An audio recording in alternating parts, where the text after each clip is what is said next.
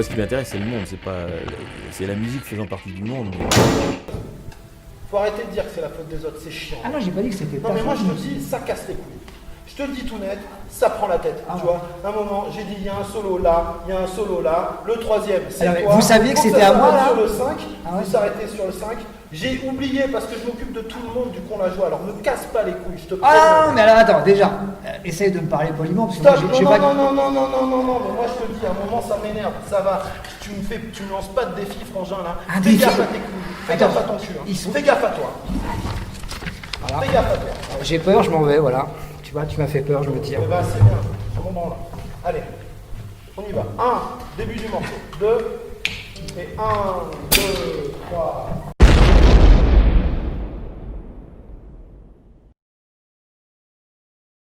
Il n'y a aucune donnée sur les violences dans les écoles de musique. Aucune.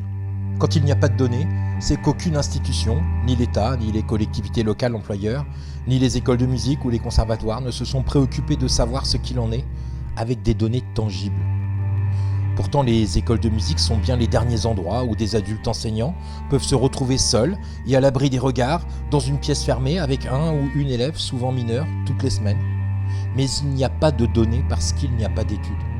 Pourtant, des choses remontent, des procès ont lieu, des anciens élèves racontent parfois, et puis tout le monde sait dans le milieu, tout le monde voit, tout le monde en parle dès qu'on pose la question. Chacun connaît des cas, des profs qui continuent au-dessus de tout le monde. Mais il n'y a pas d'études.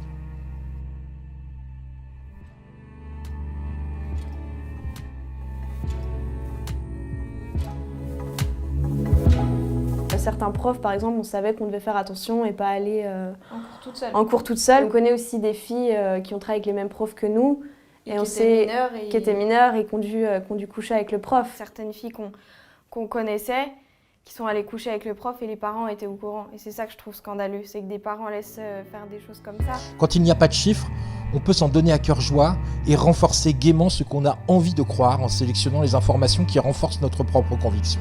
C'est ce qu'on appelle le biais de confirmation. Mais on rejette aussi les informations qui démentent ce qu'on pense, ce qu'on a envie de croire. Combien, par exemple, rejetteront cette vidéo, tenteront de la décrédibiliser ou feront attention de ne pas en prendre connaissance pour éviter de questionner leurs pratiques ou celles de leurs collègues et amis ?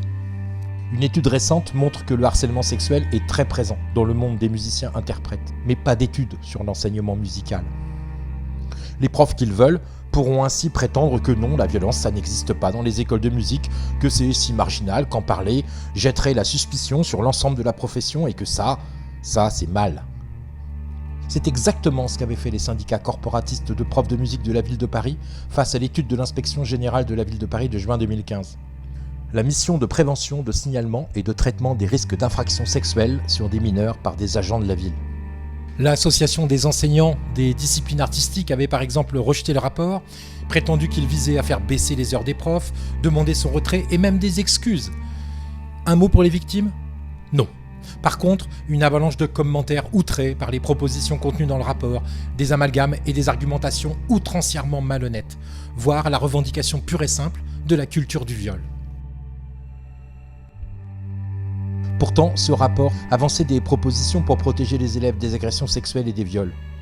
Il préconisait des formations obligatoires pour les agents en contact avec des mineurs pour repérer les signaux faibles d'agression sexuelle. Et il rappelait aux agents qu'il est indispensable que tout agent, a fortiori toute personne ayant autorité, reste dans les limites d'une relation professionnelle avec le mineur, que celui-ci soit un élève, un jeune hébergé ou autre. Il proposait également une formation des élèves et de leurs parents sur les violences sexuelles à partir du film « Mon corps, c'est mon corps ».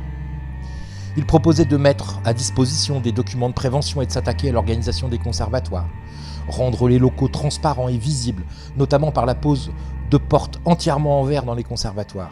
Pour la mission, les cours individuels dans les conservatoires sont porteurs de risques de dérapage importants, notamment du fait d'une relation maître-élève individuelle qui s'inscrit dans la durée, de rapports de proximité et de séduction. La mission recommande de limiter les cours individuels pour privilégier de manière systématique les cours collectifs, ces derniers étant composés de séquences individuelles successives en présence d'autres élèves dans le cadre de l'enseignement de la musique. Pour la mission, mettre fin à ce tête-à-tête entre le maître et l'élève constituerait une mesure préventive efficace. Ce rapport évoque aussi les stages d'été, et nous savons tous pourquoi. Ces stages mériteraient d'être contrôlés, leur encadrement étant apparu particulièrement défaillant. En 2018, Mathilde Dumazet a réalisé une enquête pour le Nouvel Observateur. Quand on côtoie un milieu, à force on entend des choses, on les intériorise et on finit par les intégrer comme étant normales. Après l'affaire MeToo, je m'attendais à ce que des petites voix s'élèvent dans le milieu, parce que quand on parle avec des musiciens et des musiciennes, tout le monde a une histoire à raconter. Sur les 30 personnes que j'ai interrogées officiellement et toutes celles de mon entourage que j'ai interrogées officieusement, tout le monde savait que ça arrivait régulièrement, mais personne n'a parlé.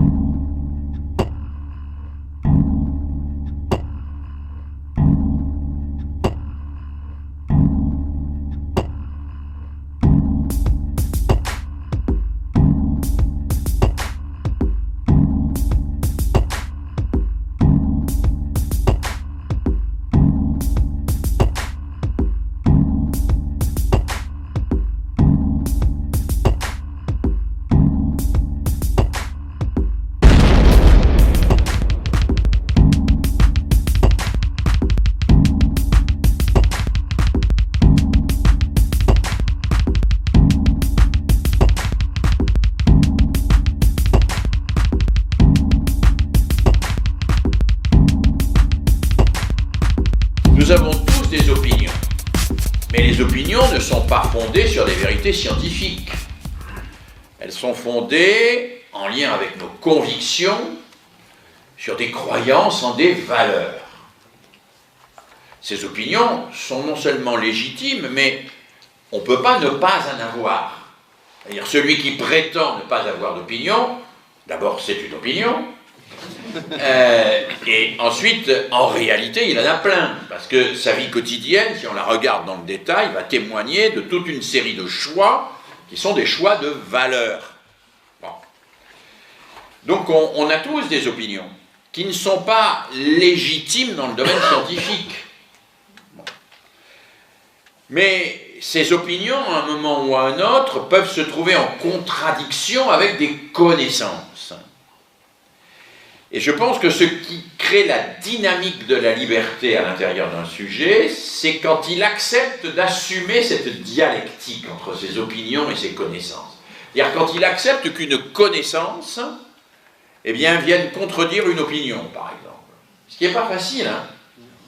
Parce que nous savons bien, nous avons des études là extrêmement approfondies sur ce qu'on appelle la dissonance cognitive, que quand une connaissance vient contredire une opinion, eh bien nous la censurons. Les neurosciences affectives et sociales, je vous en ai dit 2 mots tout à l'heure, elles étudient les mécanismes cérébraux des émotions, des sentiments et des relations sociales. Et c'est une science vraiment très récente qui a démarré fin 20e et qui est en plein essor là au XXIe siècle.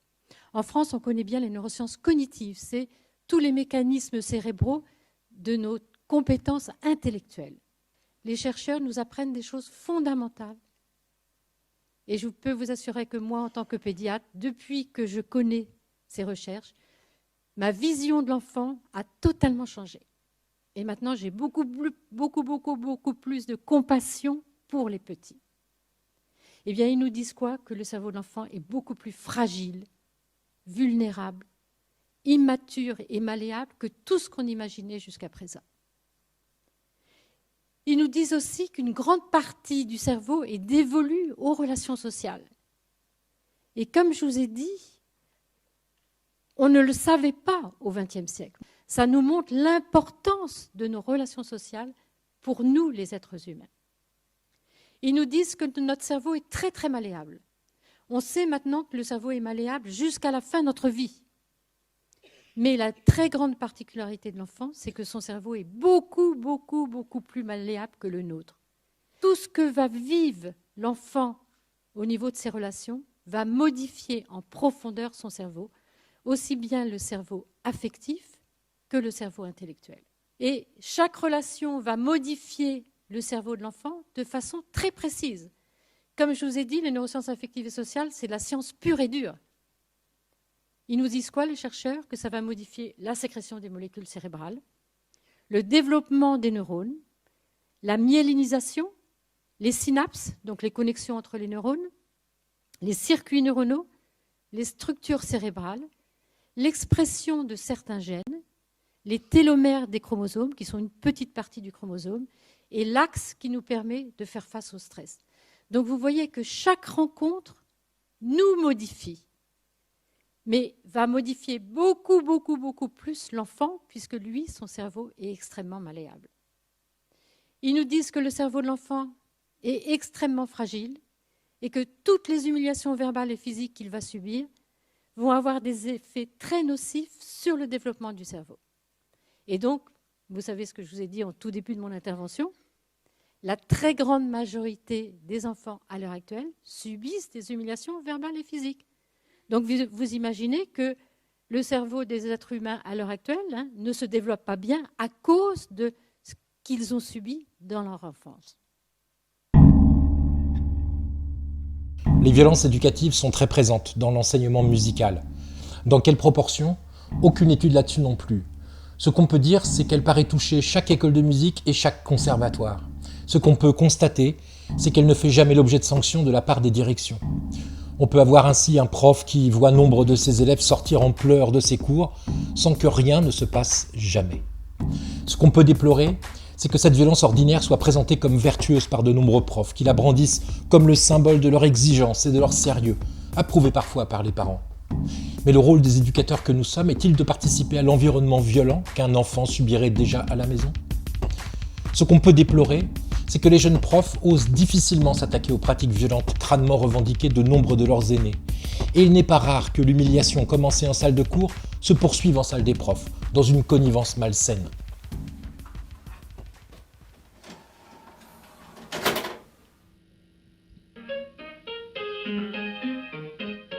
À cette époque, j'ai 17 ans, je suis au conservatoire. Et là, ce que je joue, c'est le programme de l'examen de février. Et à cette époque-là, donc, j'ai un professeur qui est vraiment très très dur. Sa pédagogie, c'était de nous crier dessus, de nous humilier. Et voilà, donc là, c'était ma 8e année au conservatoire. J'allais encore en faire une pour passer ma médaille d'or.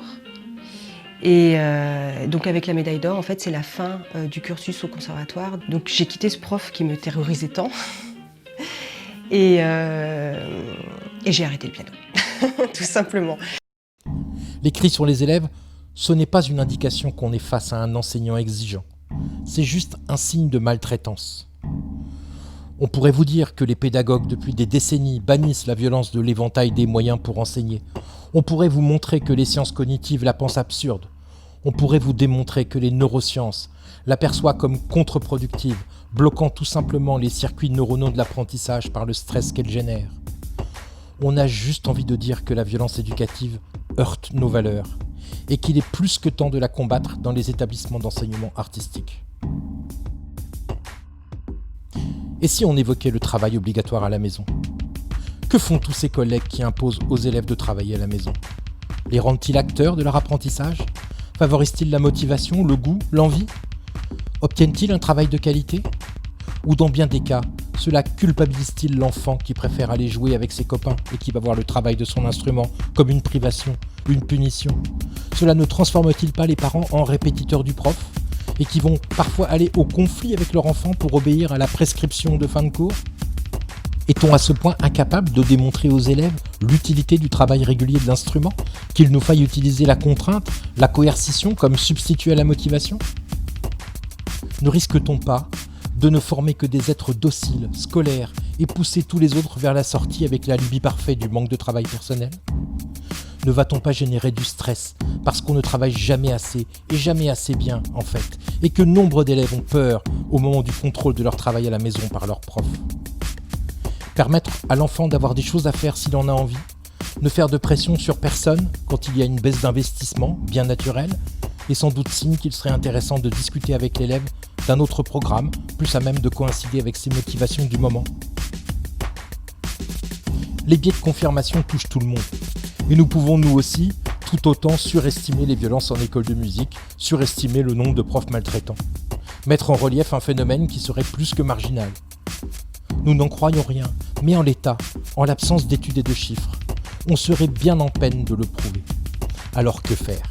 Rien? Nous avons une proposition pour mettre tout le monde d'accord, au-delà d'un constat de la situation, impossible à objectiver.